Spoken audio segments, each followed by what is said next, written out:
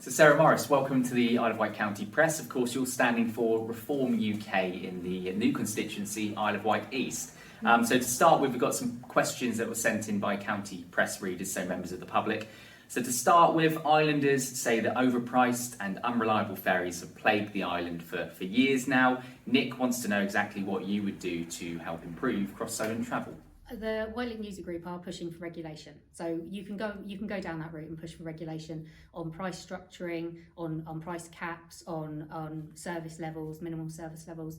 I don't fully trust regulation because it depends on whether they want to abide by it or not, and if they decide that they don't, what's the punishment? Is it a fine? And then, like with our water companies, the fines will end up inevitably on our bills, so it could mean that our ticket prices go up because they're giving us a worse service. So I think my option alongside that would be to push for a statutory instrument within Parliament, within government, to split the landing areas as a business separate away from the actual ferry businesses, to allow other competition to come in and maybe have other firms, which then you could put regulation on that they were island owned or at least UK owned. Well, the Conservatives would say that for years have been pushing for this regulation. I know you're not inclined towards regulation, but is that realistic to do that? Because of course they are big private companies, and at the moment they have the say over what they can do. If you go to the Minister for Transport, and the statutory instrument is easier to pass, it's not has to be passed by government. It can just be passed by the department.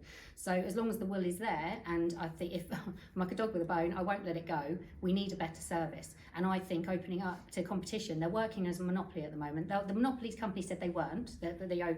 When they had the review, I personally believe that they are, and most islanders would believe they are. So I think the more options we can look at, I'm more than happy to look at lots of different options, but we need something to happen. I don't think there's worth putting all your eggs in one basket for regulation when we've seen other companies dodge regulation. Moving on to the dental crisis and big problems with islanders, young and old, securing appointments here on the island, but nationwide as well. Health Watch Isle of Wight says it's causing distress to many. Mike wants to know what you would do about that and how you would tackle the problem. I haven't got a dentist. My kids haven't got a dentist either. That's disgusting. Now, for children not to have a dentist. I've spoken to dentists and orthodontists, and they've said that it's actually the structure for the pricing from how they get paid via the NHS. So they would get 99 appointments. If they do 98, they don't get paid, but they have got space to do 300, 500, but they're not allowed to. So apparently, Joe Robertson had said that there was £3 million that wasn't spent on dentist appointments on the island. Michael Lilly's saying that's because of the structure of the contracting. Now, all I'm saying is the money's there, the will just isn't. And we, at Reform UK, we know that it's got the funding going into the NHS is at record levels, but our waiting lists are also at record levels. So there's something going wrong with middle management, or with when we're going to cut the waste out, cut the waiting list down. Okay, and another big issue, storm overflows containing sewage discharges off the island's coast. Last year, for example, Cowes saw 5,000 hours worth of releases. Michael would like to know how you would hold Southern Water to account, and again, what you would do to tackle that problem. So, my issue is the fact that the regulation doesn't seem to work. They can dodge it. They put so many hours in, and then they can cut some of those hours actually out of the data that we're given. So it's probably worse than what we're actually even being told. I firmly believe that instead of putting fines in place, which it doesn't go to the people that are making these decisions, they need to have proper punishments, personal punishments, and maybe even decide to stick some of them in prison for a few days, because I think it would stop pretty quickly then if there were actually personal punishments put on the people that are making these decisions, because it's damaging our water, it's damaging our health, it's damaging our environment. I've got friends that are sea swimmers, and it's disgusting. They've got to check to see if there's sewage in there before they get in. It's not good enough. I mean, again, would that be realistic? Because that would require obviously law changes and all sorts. It would, but realistically, water is vital to life, all environment, and it's it would be a priority. You can't have dirty water. You can't have. It's just disgusting. They're making enough money. They just need to dig more holes. If they dig the holes, they can keep the rainwater. It would stop the flooding in the winter, and in the summer we wouldn't have hosepipe bans because they'd have already stored it. I don't know why the reservoirs haven't been being built, but it's because it's a private company and they've got no interest in. And going on to energy bills, then we know they're about £400 higher than they were 3 years ago, for example, despite the price cap that's going to be coming in next month in July. What would you do to support islanders in the cost of living crisis? Okay, so Reform UK would scrap the net zero, so that you'd have 20% come off your bills anyway. the companies are run for profit, and it's wrong. So they would, if it was a reform government, they would be 50% owned by the UK, by us. There are alternatives that we could look at, such as fracking and all of that kind of stuff. The green energy, 100% we'd look at, as long as it was viable. At the moment, it only looks good because of subsidies. So if the subsidies weren't there, it's not actually very viable. So until the technology's there, which we would put money into, but you need to have, you can't just keep running that on subsidies. It needs to be viable for businesses to actually invest in. So, but we would initially, it would be 20% less at least on your energy bills just by scrapping the net zero. And going on to education now, what would you do to improve the outcomes for pupils, obviously on the island, and support schools to achieve their goal? Okay, so there's a few things. I firmly believe in that we should have more choice. So I've got friends that homeschool. I've got friends that have had children. My children have had a couple of years. One of my children stayed at private school. One had a little bit of time there, and so they've been through ordinary primary schools. So I've seen all sorts of. I've had friends that have been away abroad, so Montessori. There's things how they do it in Ireland, Switzerland. I firmly believe that we should have more choice, not less. And I think that maybe even flexi schooling should be an option. Happy children learn, and at the moment we're sending them to school to be taught what to think rather than how to think. Our children need to learn what food is good for them, what chemicals they're putting on their skin, how to navigate the world of finance with compound interest on credit cards and things, so they don't get themselves into trouble. It's not those things we're learning. Yeah. So I think less stress. Sorry, the one more little thing with teaching. You have to take the teachers' salaries out of the overall cost of the running for the school, because they're getting rid of experienced teachers because they're getting new student teachers in, but it's not good. The turnover of staff is not good. Right, I'll stop you there. NHS now, St Mary's Hospital, we know that they struggle for their availability of beds, and you've got the mainland factor as well, and of course in the winter months and the summer months there are those extra pressures. What would you do to support NHS and improve NHS hospital care on the island? Okay, get this out quickly. So we would take the cap off of pensions for consultants, surgeons and doctors, because that's why they won't do the extra hours, because there's no financial benefit for them. I don't care how rich a doctor is, as long as I get my appointment. So we'd take that off. The interest on student fees on the loans would be zero to encourage more students to go. We'd take the cap off of medical students, so as many as want to train can. If they work within the NHS for 10 years, then their student loan would be wiped totally at the end of that. Frontline staff would have a better tax incentive than those working through agencies, because agencies are actually taking more money out of the NHS than they need to.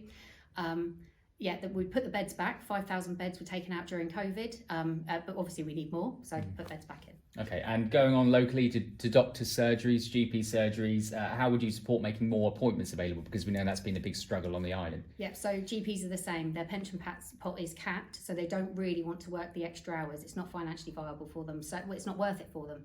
And so we would take that away. Hopefully they'll end up going back in and doing more hours. If we train our own and incentivise people to actually, it's worth working in this country, and yes, you've got more money in your pocket and it's worth it doing the hours, then people will do it. So and obviously we've got plans to get the funding to be able to make these extra appointments. We're going to be taking it away from interest that we're paying on the money that was printed during COVID and lockdown and the banking crisis. £35 billion from there. We'd have 30 billion. We've got 35 billion coming from net zero, scrapping that, and we'd have 50 billion from taking out the wastage. £5 in every 100 we would be saving from all the middle management, that's civil servants, that kind of thing. And crime, going on to that, we know that ASBs and stop and search, dispersal orders, bobbies on the beat, crime levels, they're all key policing issues on the island in particular. Working alongside the Police and Crime Commission. How would you set and achieve goals in those areas in particular? Okay, so I definitely think we need to go back to, we need to adopt an approach like they had in New York, where the broken windows idea. So if you pick up on small crime, the big crime just doesn't happen. The moment we're letting people get away with shoplifting £200 worth of stuff with no punishment whatsoever, that's just a bad example to set to all of our young people, to anyone that thinks that they can get away with crime. We need to make sure that it's stop and search. It's been demonised now and saying that we're going for target groups, but actually what you're doing is targeting areas where there is knife crime. If my son if it stops my son getting stabbed in an area where there's knife crime, I want anyone to be stopped and searched as often as possible. Okay, so just to clarify, you're for stop and search, yes, are you? Yes. Trains and whether you would nationalise them, yes or no? Yes. Would you push to rejoin the EU? No. Island or party first? Island. National service, yes or no? Oh. No. No. Energy, nuclear or alternative? I'd go with nuclear. It's clean.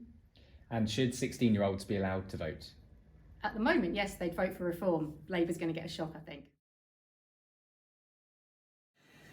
Obviously, there's been change at the top. Richard Tice to Nigel Farage in terms of the leader. Is your party's entire hope of winning based on the Farage factor?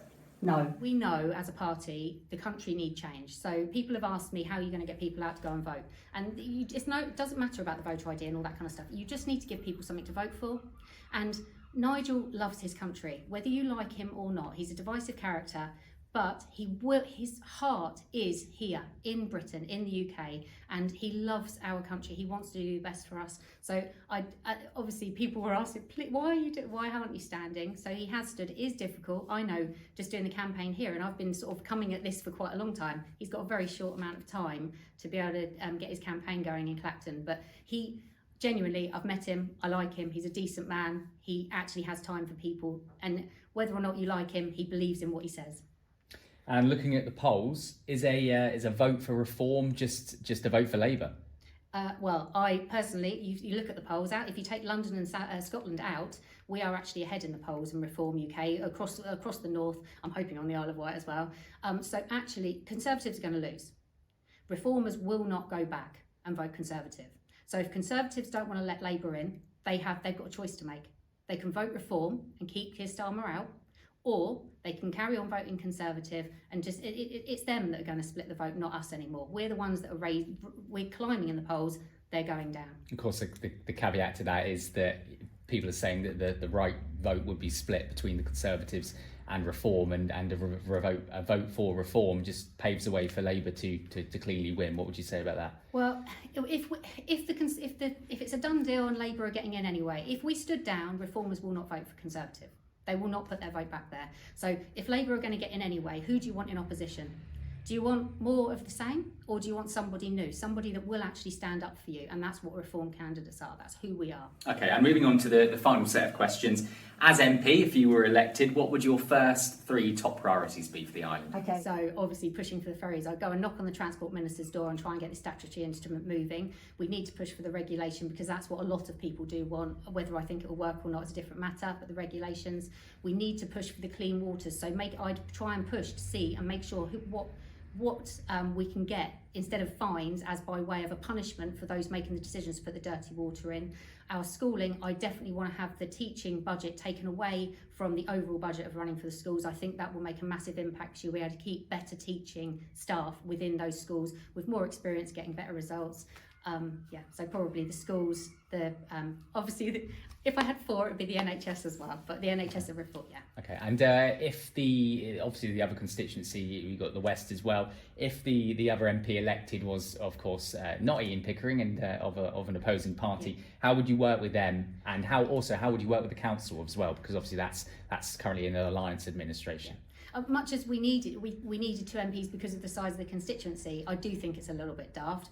I'm not for picking, I'm not going to pick fault with anybody else. We need to just work as best as we can. If I've got some things I can do better than them, if they've got some things they can do better than me, even if it does end up being Bob, he's got contacts already. I'll just make sure that they're my contacts as well, and whatever he hasn't asked for in the past, I will ask for. So I don't mind working with anybody. I'm quite happy. We just want the best for the island. All of us are all standing because we love the Isle of Wight. And very finally, why should Islanders trust you in particular to be their MP? I want to have the island to be a place where my kids can live and have grandkids. I want my children not to have to move away to the mainland. I want them to be able to want their children to be educated here and be able to afford a house here, afford to move in together just so they can start a family. And I think that's what most people want. They want the stress of the financial bit of life taken away so that you can enjoy everything else. Grow some vegetables in the garden, go for a walk in the forest. But and cook good food. But everyone's so busy trying to earn money, both parents out working, just to pay for the essentials. And yeah, we're not sleeping well, we're not eating well, we're just not living well. And I think there's a massive change that needs to happen, and not just here on the Isle of Wight, across the whole country, across the whole world, really. And change is going to start with, genuine change will start with reform.